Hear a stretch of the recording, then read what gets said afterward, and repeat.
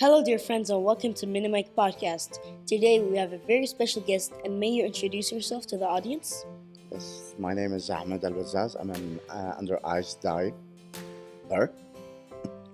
Yeah. Well, what inspired you to pursue ice diving and how did your journey begin? I have visited a Moscow dive show.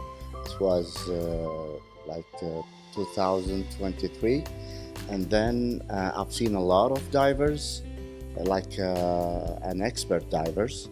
So they were encouraged me to try to dive under the ice, and I was so enthusiastic to try how to dive under the ice, because I used to dive like a normal dive under let's say in the Red Sea and in Kuwait, but under the ice it was my first time. Yeah. Well, how did your family and friends react when you told them about your plan to dive under the ice in Russia? Actually, they were so happy, but at the same time, they said it's kind of terrifying, to try to dive under the ice, especially that we are living in the very extreme hot weather, and over there it's the temperature is below zero. So they were amazed. Well, what was the most surprising thing you found during your first ice dive? I was really surprised. Diving under the ice, it was really freezing under the water, and I felt like my tips, my fingertips,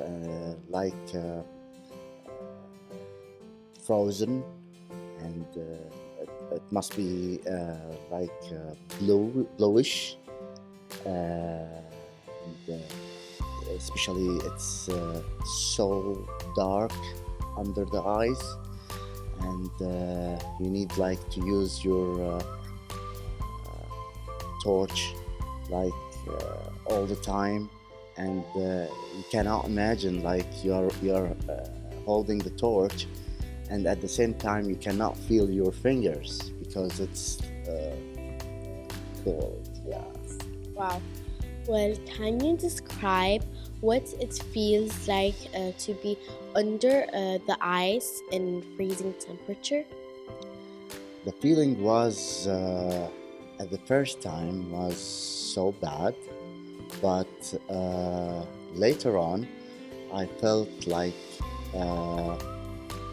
more comfortable and more happy, because I'm using a new diving environment, and especially that, as I said, I came from a very extreme hot weather, and I'm diving with a very extreme cold weather, and for me it's a good experience. Well, friends, we're just gonna go for a very short break and come back. So, pause.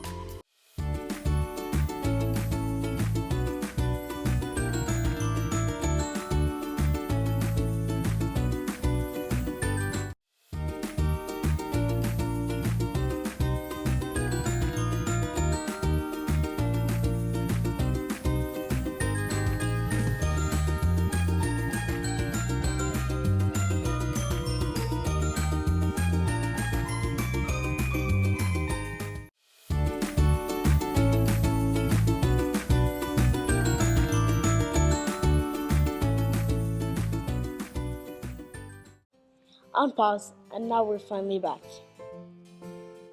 Well, what were the biggest challenges you faced during the dive, both physically and mentally? Oh, actually, there was a lot of experience that I faced during the under ice dive, and the most popular one was like the dive gear, because you need to use the regulator in a very let's say icy dive. For example, like you need to breathe very normal, very smoothly, and you need like to do not breathe so fast, because once you breathe so fast, the regulator will get frozen and the air from the tank will be free flow.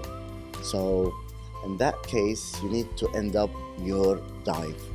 So during the training, I faced that problem just to avoid it during the competition. Yeah. Well, what are the safety precautions that were involved? There are a lot of safety precautions for diving under the ice, but the most important one, let's say, you have to be with a diver body. As a divers, every diver has to have a body, like to dive together. And for the ice dive, you can have under ice dive body, but the most important body to dive under the ice is the body on the surface. So on the surface, there must be a body, and you must be tied with a rope between you and the surface body. Like you have signals, like pulling the rope, and you have to share the secret signals between you and the surface body before you dive. For example, like once you pull it once, like from the surface body, that means, are you okay? And you have to reply yes. Ooh. If you don't respond, that means that you have a problem. In that case, he need to pull you up, yep, to the Nice. surface, yep. Well, what does it mean to you to represent Kuwait in such an extreme sport? Well, I'm so excited, and especially that I got the second rank at the Vladivostok competition, and I raised the Kuwaiti flag over there, and you know, it was by coincidence the competition day was on the Kuwait National Day. So I had two birds in one stone. Wow. Yeah. Well, friends, that was our end of our episode. I hope you enjoyed, and see you next time. Bye.